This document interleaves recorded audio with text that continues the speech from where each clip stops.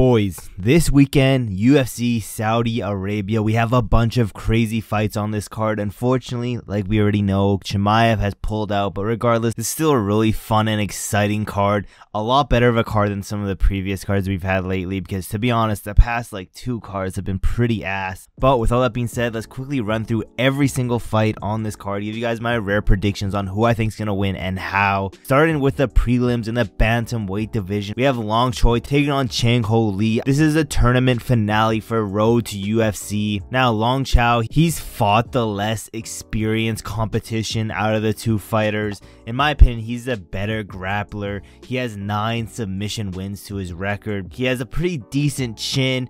Chang-ho Lee, on the other hand, has a nicer and more impressive record finishing wise. He has a lot of finishes, he has some nasty ground and pound, and he has never been KO'd in his entire career. Now, this is a very 50-50 type of fight. In my opinion, though, I think Long Chao is just a more well-rounded fighter. I think he's actually going to get a decision win here, but don't be surprised if Chang-ho Lee can get a KO win. But like I said, this is a very close fight. I'm going with Long Chao to get that decision win. Let's keep moving on. Middleweight division.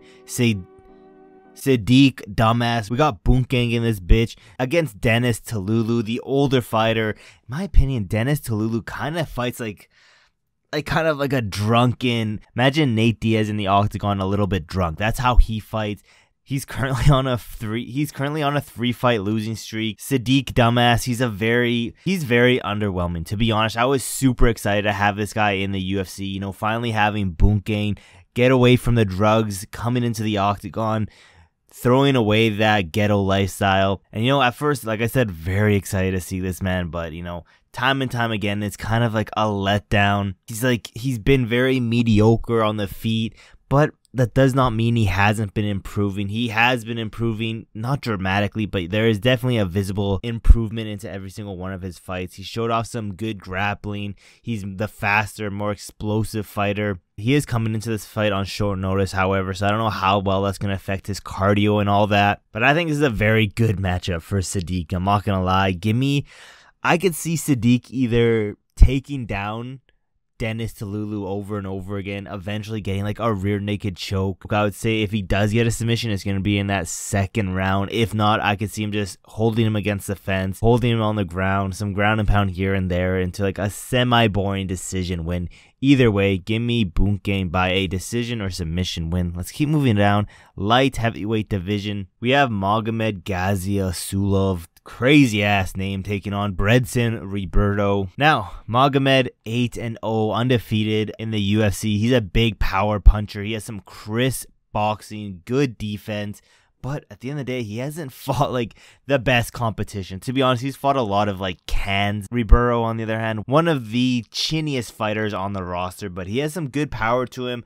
I would say his only chance of winning is by probably like a KO in the 1st or 2nd round. Other than that, I think it's either going to be a decision win of Magomed piecing up Brendson over and over again, or Magomed's going to find that chin and put out Brendson, which I think is what's going to happen. Give me a 2nd round KO win for Magomed. Keep moving down to the bantamweight division. Kyung-ho taking on Muin, Gastelum. Now, Kang has a small reach and height advantage, nothing crazy. 74% of his wins are coming by finish. 63% of those are coming by submission. He is the more experienced, more well-rounded fighter. Muin, on the other hand, 94% of his wins are coming from finish, 56% from KO, and 39% from a submission. I know with all those stats, you're probably thinking there's no way this fight ends in a decision.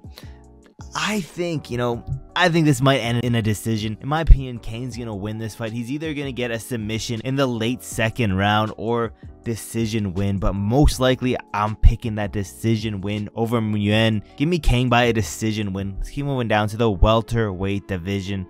Rinat Fakhretdinov taking on Nicolas Dalby. Now, Rinat, the taller fighter, 81% of his wins come from finish, 52% from KO, 29% from submission. He has an average knockdown per 15 minutes of 0.9, possibly a very sus gas tank. You know, we saw him in his last fight. That gas tank was it was pretty sus, I'm not gonna lie. Nicolas, he has half an inch reach advantage, nothing significant whatsoever. 52% of his wins are coming from decision. And you know, as of recently, this man has some nasty pace to his fight. He's been breaking down his opponent just by continuously walking him down.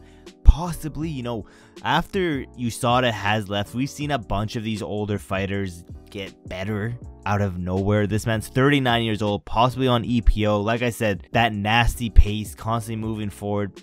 Who knows how natty he is. He does get hurt early though in a lot of his fights. For that reason, I'm seeing either a first or second round KO for Rinat. He's going to eventually catch Nicolas Dalby either in the first round or towards the early second round. If it goes past that, give me Nicolas Dalby by a decision win. But I don't think it's going to get past the second round. Keep moving down though, lightweight division. Nasrat Hakbataz taking on Jared Gordon. Now, Nasrat, the small reach advantage and small height advantage, never won a submission win, but 63% of his wins have came from KO. He has some thudding power.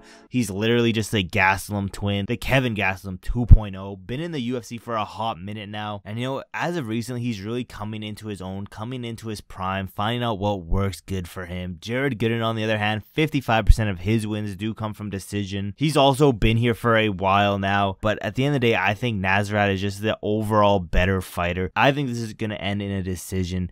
You know, give me Kelvin Gastelum 2.0 by a decision win. And you know, Kevin Gastelum's on that main card. I think we're going to, you know, just a spoiler alert, I think we're going to see both those guys win. I think the power of Nasrat and Kelvin Gastelum, having that twin power on this card, is going to be tremendous. Let's keep moving down though. We have in the middleweight division, I believe this is the main event in the prelims. Middleweight division, Magomedov taking on Jolton Santos. Now, Jolton Santos, he does have a lot of striking experience. He's coming from a kickboxing route, but he's also coming into this fight on short notice. On the other hand, dog walked Bruno Silva. I don't care that a lot of people critiqued his performance. Was it the best performance in the world? No. But again, that was his very first fight in the UFC. Making his debut against someone like a Bruno Silva, winning that fight, and again, dog walking Bruno Silva. At the end of the day, he's just going to get better and better as each fight goes on. Be ready to see Sharaputdin look a whole lot better in this upcoming fight than in his previous fight. He, in my opinion, is a faster, more explosive fighter, and you know, Santos, on the other hand, I don't think he's UFC ready, to be honest. And for that reason, give me Sharaputdin by a first round KO win. Let's move into this main card now. Light heavyweight division. We have Johnny Walker taking on Volkan Oezdemir. A good, crazy, fun fight to start off this main card. We pretty much have the autistic striking in Johnny Walker and the veteran textbook 1-2 crisp, powerful boxing in Volkan Oezdemir. Now, Johnny Walker, we all know this, huge reach and height advantage.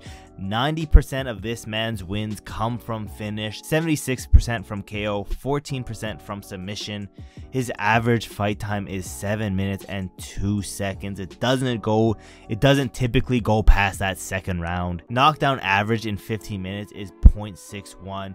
You know, another very chinny fighter in the UFC roster. And, you know, because of that, it's hard to pick Johnny Walker. That chin is just begging to be hit by Volkan Oezdemir. Volkan Oezdemir, on the other hand, 76% of his wins come from finish, 71% from KO, 6% from submission. So, more likely than not, someone's getting put to sleep in this fight. I don't see it going to the decisions. I don't see someone getting some sort of Hail Mary submission. Volkan Oezdemir's knockdown average per 15 minutes is 0.46. Again, good power. He can 100% KO Johnny Walker. A lot of people can. Like I said, a chinny fighter. He's a veteran in this division. In my opinion, he's pretty much better everywhere. I would say Johnny Walker has the more explosivity, the more unpredictable striking, but in my opinion, Volkan Oezdemir more well-rounded, and because of that, I'm picking the autistic striking of Johnny Walker. You can't tell me you can't see Johnny Walker doing some crazy stuff and just chinning Volkan Oezdemir with a really random shot that he doesn't see coming, because like I said, Johnny Walker has some of the most unpredictable striking. So because of that, give me around a round 1 or early round 2 KO win for Johnny Walker. Let's keep moving down to the welterweight division. We have the second half of the Nasrat twins. Kelvin Gastelum taking on Daniel Rodriguez, taking on D-Rod. Gastelum, 65% of his wins come from finish, 41% from KO, 24% from submissions. Rodriguez, on the other hand, 76% of his wins come from decisions. He has the height and reach advantage, but nothing too crazy. Gastelum lands 7.3 strikes per minute, where D-Rod lands 3.5 strikes per minute on average. And Kevin Gastelum was looked at like a problem, especially in that middleweight division, for a decent amount of time, but that guy had a huge steep downfall, and now he's pretty much considered like an average fighter, when before he was looked at like a title contender, a future champion. But at the end of the day, I think he's faster, more experienced than D-Rod. Plus, like I said, Nasrat and Kevin are both on this card. Give me that twin power. Give me Kevin Gastelum by a decision win. Let's go to the co-main event of the evening, heavyweight division. Sergei Pavlovich taking on Alexander Volkov.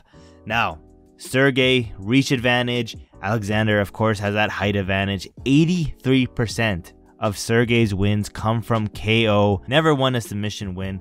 His average fight time is only 2 minutes and 13 seconds. Has a knockdown average of 5.9 per 15 minutes and lands 8.21 strikes per minute. Volkov, on the other hand, 75% of his wins come from finish, 67% from KO, 8% from submission. His average fight time is 12 minutes and 43 seconds with a 0.28 knockdown average per 15 minutes, and he lands around 5.1 strikes per minute.